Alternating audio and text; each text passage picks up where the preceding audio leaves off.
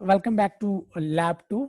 And in this lab, I'm going to talk about the instance permissions with the IAM role and how do you actually perform the operations inside instance by installing some additional libraries, as well as how you can dynamically create a role and then assign the permission to your instance instead of assigning it to any specific user permissions.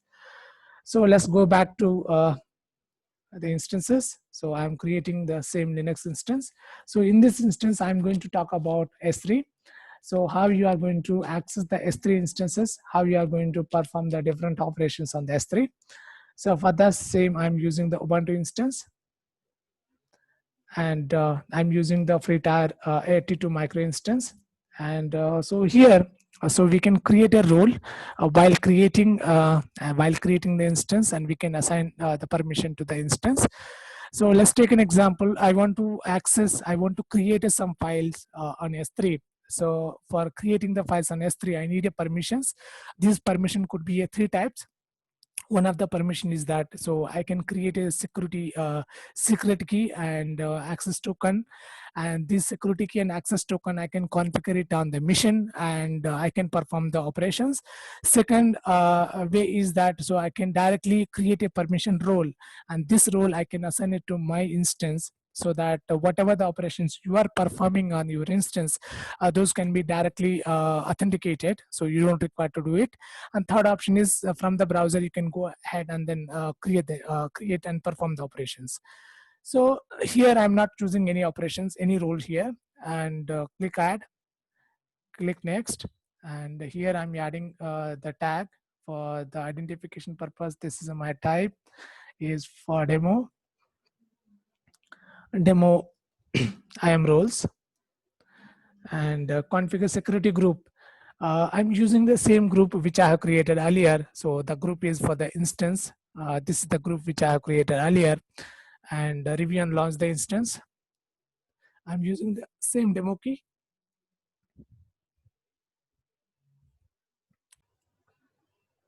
So go to the view instances. Now my instance is up and running. So this is the instance which I have created for the demo purpose. Click on the instance and connect. You can copy this entire domain string. Go to your console and run this command for connecting to the server. Now I have connected that. For AWS, so if you want to perform any command line operations, so you have to install AWS command line interface, that is AWS CLI. For accessing that, let me increase the font of this terminal.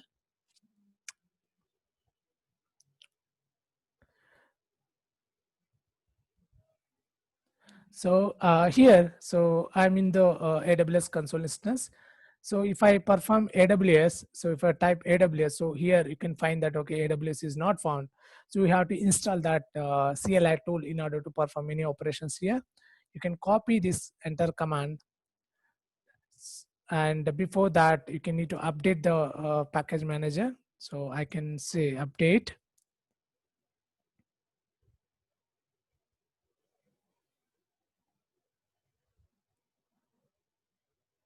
Now you can say you can install AWS CLI.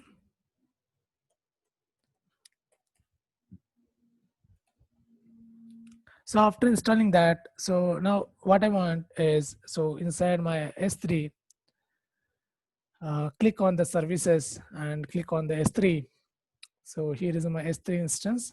So inside this S3 instance, so if I want to create a bucket, so where I can store the data.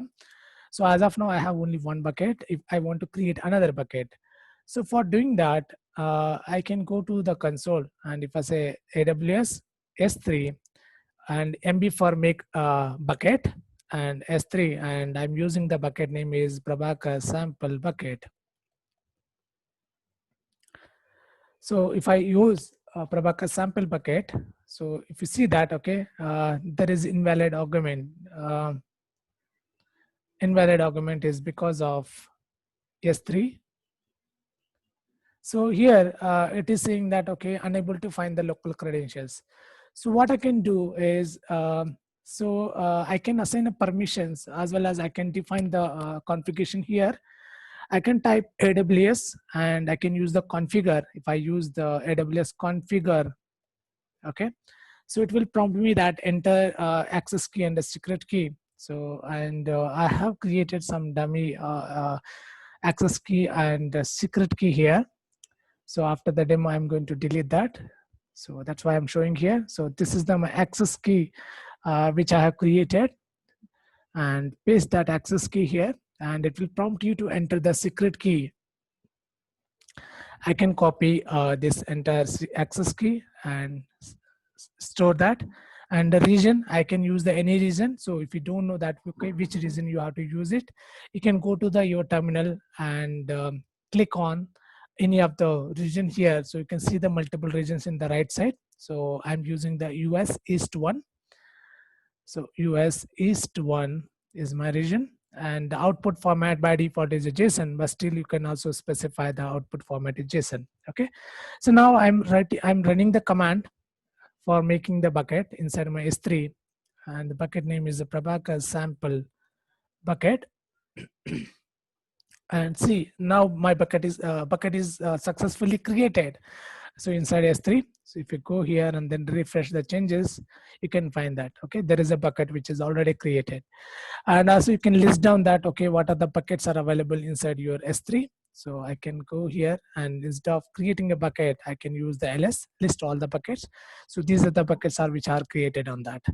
So this is how you can create any bucket. And also, so if you want to copy any of the file sample text, okay, this is my sample.txt file. And so here I have a sample.txt file, and if I want to copy this txt file, I can use s3 cp sample.txt file, sample.text file, and inside my s3, so I want to pass this data into my bucket, newly created bucket, Prabhakar sample bucket. You can copy this path and paste it here, run that. So now file is successfully uploaded, copied inside my newly created Prabhakar sample bucket. Here is a file. So this is how you can perform the lot many operations with the help of MI roles. But here, whatever things which I have discussed so far, that is purely based on the access key and the security key. Whenever you add an access key and security key, so it will create the folder called AWS. Okay, so inside this AWS, there are two files. One is a config file and a credential file. If you list down those config and the credentials, here is my configuration and here is my credentials. Okay, so for the timing, if I'm trying to delete this entire folder, okay, I'm not going to use that folder at all. So I don't have any credentials now. If I'm again trying to copy and if I'm trying to perform any S3 operation here, it will give an error.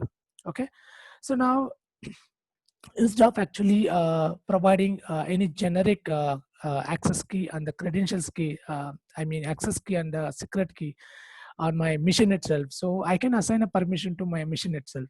So for that, what I can do, so this is a mission which I'm running.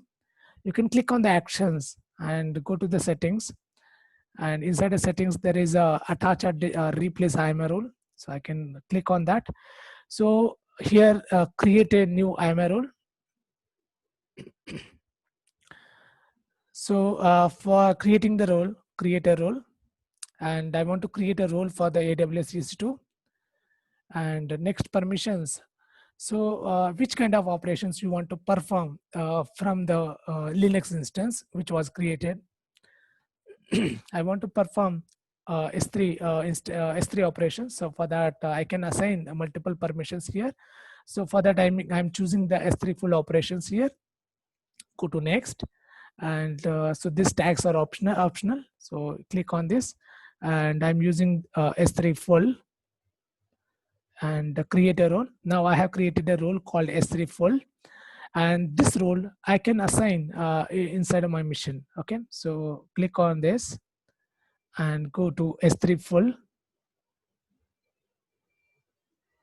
Okay, this is the role which I have created. Now go to apply.